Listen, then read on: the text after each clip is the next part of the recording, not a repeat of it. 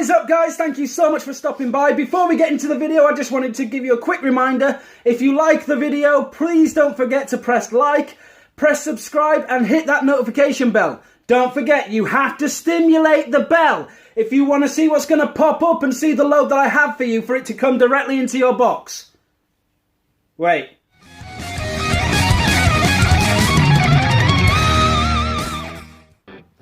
What is up, everyone? I'm Bloody Fury and I'm trying something new. I'm going to be doing some reactions. So yeah, let's give this a bash. So today I'm going to be reacting to the Venom 2 teaser trailer release.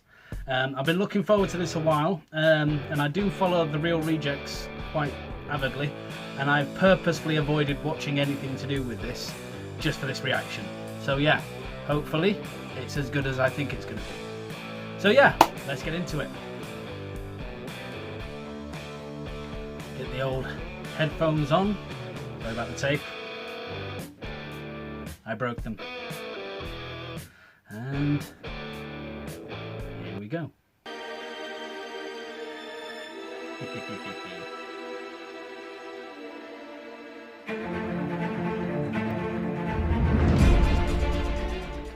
Welcome back, everyone. It's Charlie. This is going to be my new Venom 2 Carnage and Spider-Man Easter eggs video. Some new Venom 2 trailer scenes seemingly made it online recently featuring the Carnage symbiote, so there's obviously a bunch of Easter eggs and references we'll break down.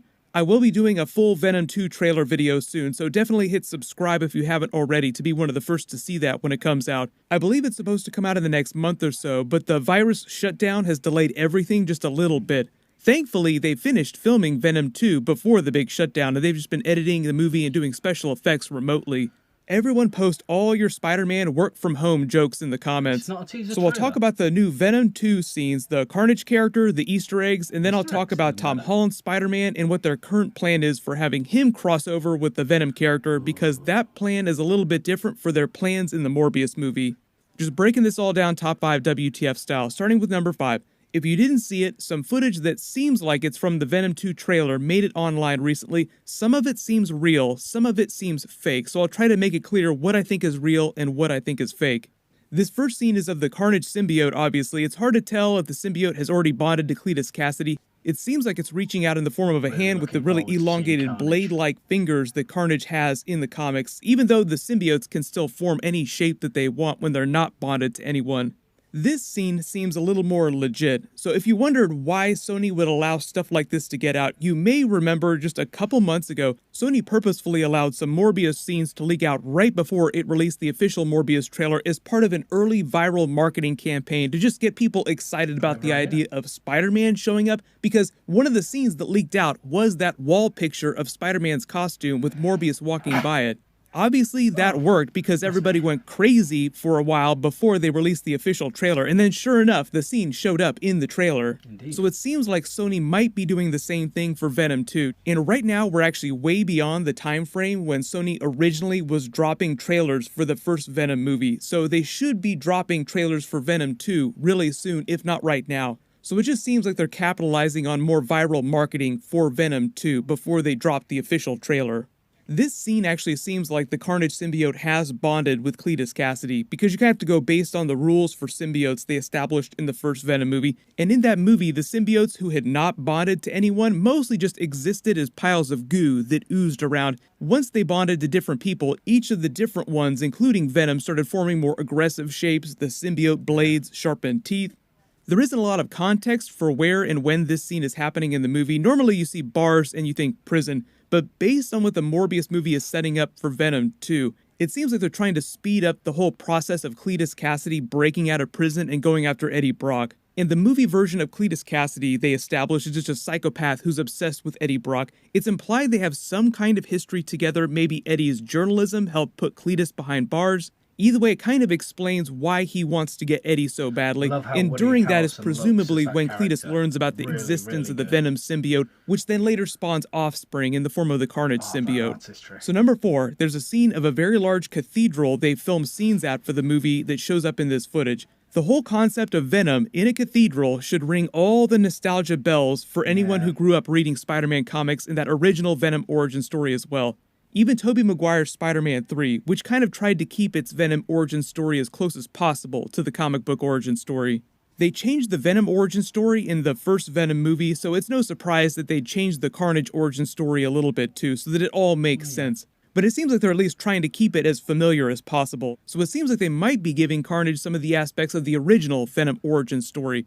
In the original Carnage origin story, Venom had been separated by Eddie Brock by Spider-Man in a previous fight. He got thrown in a New York City prison. His cellmate just happened to be Cletus Kasady. When the Venom symbiote came to bust Eddie out of prison, by coincidence, it spawned an offspring without realizing it, and that offspring left behind at the scene eventually bonded to the nearest host, which just happened to be Cletus Kasady, forming full comic book Carnage. The whole reason why they created the Carnage character in the comics is because they wanted to turn Venom into more of an anti-hero and team him up with Spider-Man briefly, so they needed a threat that was bigger and crazier than Venom. Obviously, they're also kind of using that for eventual Venom-Spider-Man crossover and team-up, because Venom in the movies is supposed to be an anti-hero.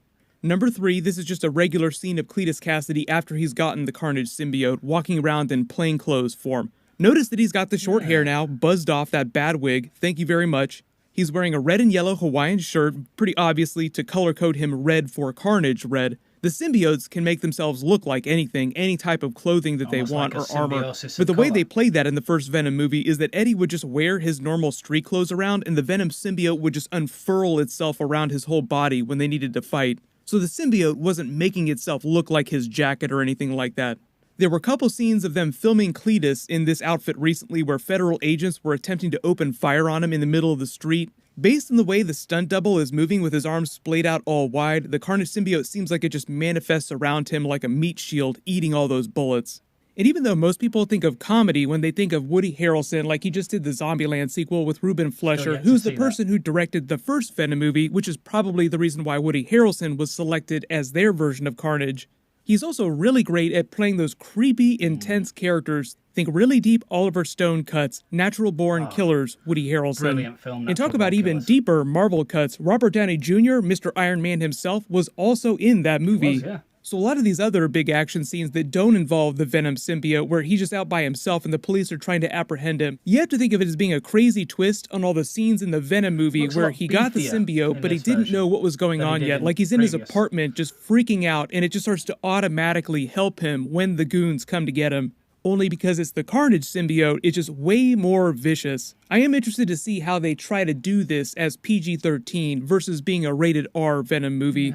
Carnage is one of those really hard characters, but he's not like Toxin level hardcore. I know a lot of you are hoping that they do the Toxin symbiote at some point. They did tease a long time ago when they were making the first Venom movie that they were hoping to get to a bunch of other iterations of the Venom symbiote, and Toxin is just the next step after Carnage. The number 2, there are a couple other trailer scenes that some of you asked me about that I think are actually fake. There's a scene of a file with Cletus Kasady's name on it. It says case number, but just has a stamp listing 2018, the year the first Venom movie came out. The reason I think this is fake is because if it were real, it would probably have an actual case number instead of a date stamp. Then there's this scene of the full-blown Carnage symbiote, which also kind of seems like it's fake just because it looks like a bad Photoshop job.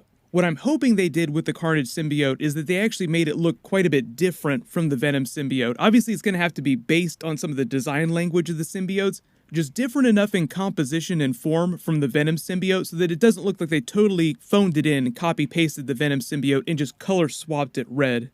Carnage is supposed to be the offspring of the Venom symbiote, so it should feel totally different, like a new creation that looks nothing like the other symbiotes from the first movie.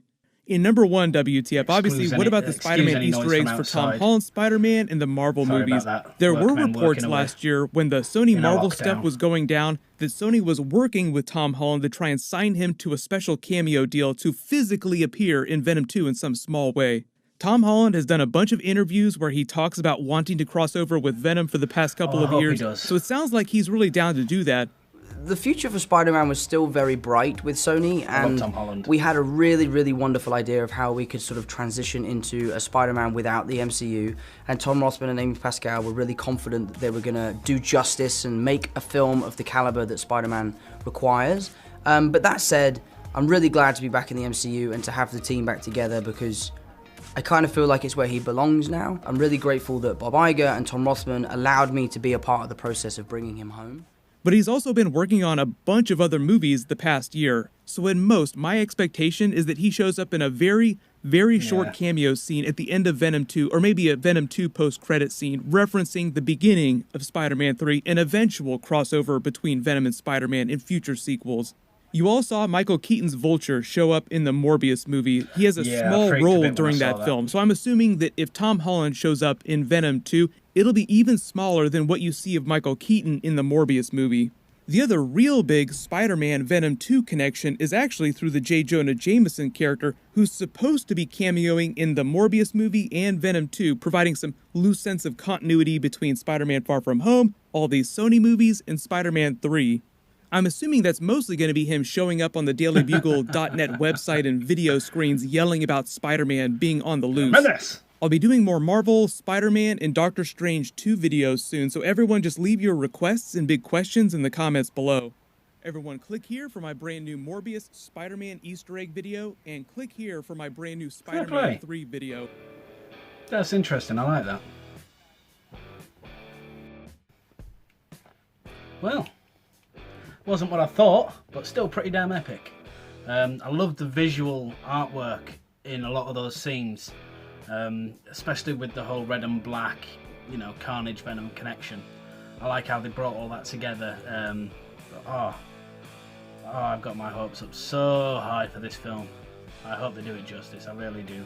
But from looking at those Easter eggs and things, I mean, he's got a good point about the images looking a bit photoshopped and a bit meh. I kind of have to agree with him on that one. Although, I'm kind of liking, I've got to say, I'm kind of liking Woody Harrelson's appearance in this. He seems to have bulked up a bit from the first sort of visual of seeing him, but kind of suits him. I like it. I like it a lot. Yeah, fingers crossed for this one. I've really got high hopes. But yeah, so that's the first reaction. Obviously, as I get more used to doing these kind of videos, I will be doing more in-depth analyses. I think that's the word. In my style. So yeah, much love and respect to everyone. Stay safe. Peace.